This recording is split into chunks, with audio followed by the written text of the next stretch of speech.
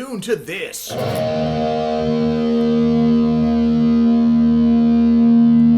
Let's do some whammy bar stuff. I thought I had done a video on this. I absolutely have not. And besides, I think that was E flat-ish. Let's explore all the ways we can use this beautiful, beautiful thing right here called the tremolo. And we'll start with the king of fun, Ed. Let's take something fun, you know. And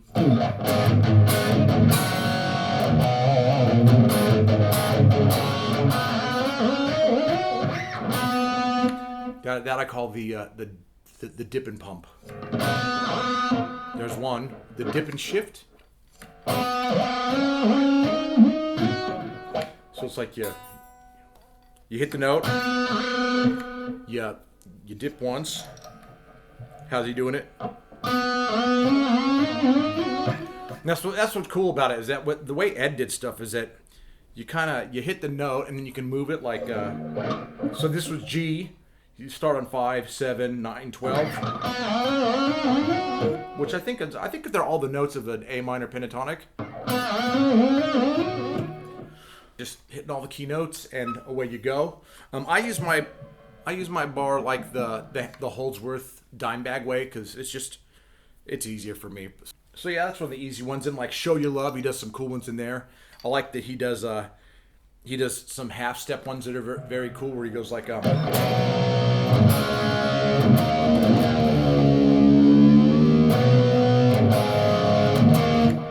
oh, and he does this cool one where he goes the octave one. So you do octaves at E, F sharp, G, and A. So your pointy finger will be this guy. Those will be your octaves. So A string, 7, 9, 10, 12.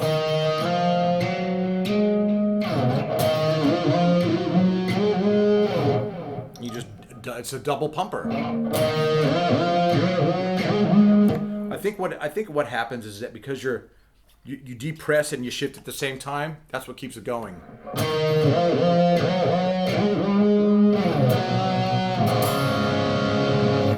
And even the one where he goes on.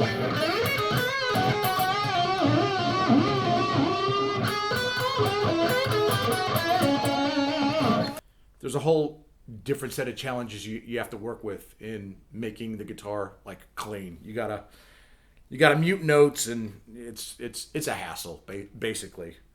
You gotta keep on top of it as well. But man, what a great line.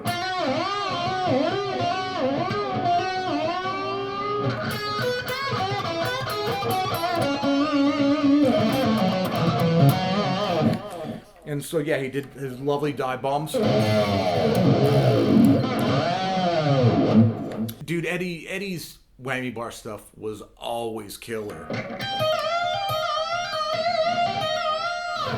And then the dude that was doing wild stuff right after Ed, for me in my brain was, Steve Vai doing the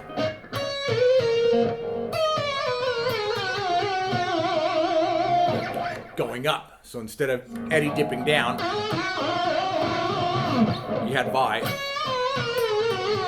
Wait, but then there's Brad Gillis. But he was doing the cricket thing. He was Bay Area. Oh man. Yeah, there's so many dudes that were doing things at the same time. And yeah. Oh man. It's wild. Anyway, so yeah. With Brad Gillis, there's you have to have a bar. Your whammy bar has to stick. You know what I'm saying? And then you flick the bar. That's it. That's how you got the cricket sound. So you take a natural harmonic. And that was it. And Brad Gillis, that was his thing, dude. And not only that, he could... Dude, he would... Yeah. He was musical with his... Dude, Brad Gillis is awesome. And you just have to know that. And the stuff he did in Night Ranger was awesome. The stuff he did on that Aussie Speak of the Devil album. Dude, Brad Gillis is awesome. And if you don't think so, then you're a dick. But let's get back to whammy bars. So there's Brad Gillis. Yeah, there's so many there were rad dudes using whammy bar. One of my favorite players using whammy bar, especially in the maybe mid '80s, was Adrian Smith from Iron Maiden. He was doing he's doing like the push pull. So he was like.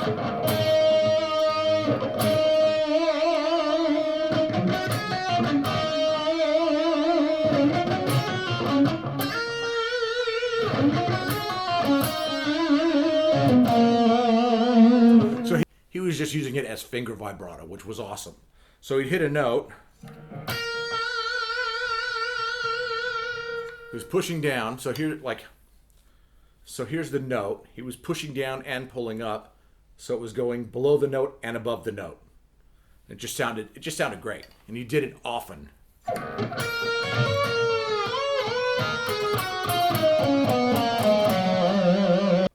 Dude, I missed Gary Moore, who did like the Paris police car.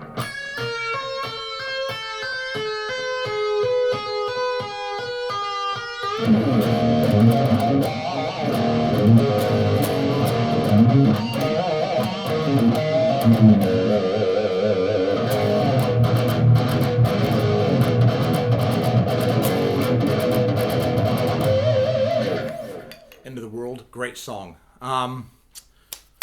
Who else? Dude, like Randy Rhoads.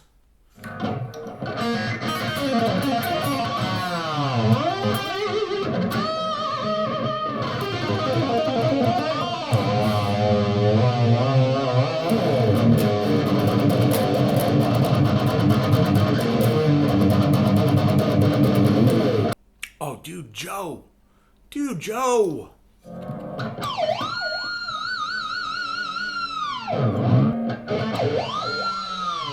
That's the greatest one ever. Natural harmonic on G string, B, E, however you can do it. Is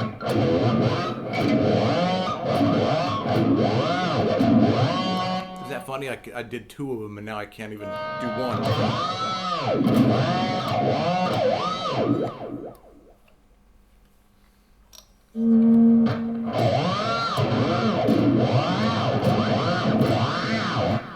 Whatever. You know what I'm saying.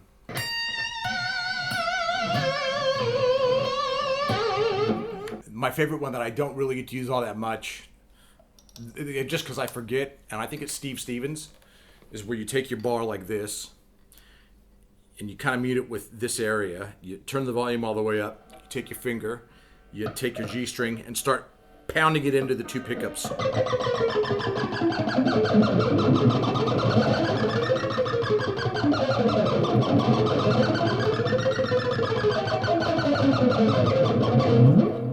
Love it. Love it.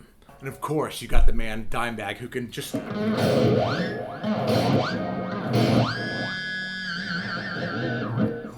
Yeah, I can't do those. He's able to pop harmonics at the G string second fret that are just incredible. I think you can probably get him here at the 14th fret.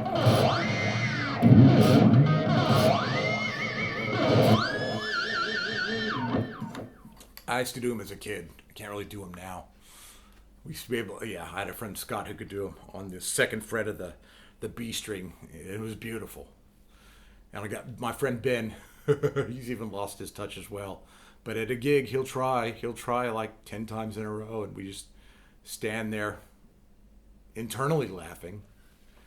I think I have it on video. It's just do it. Oh well. But yeah, dude, they're fun. They're fun.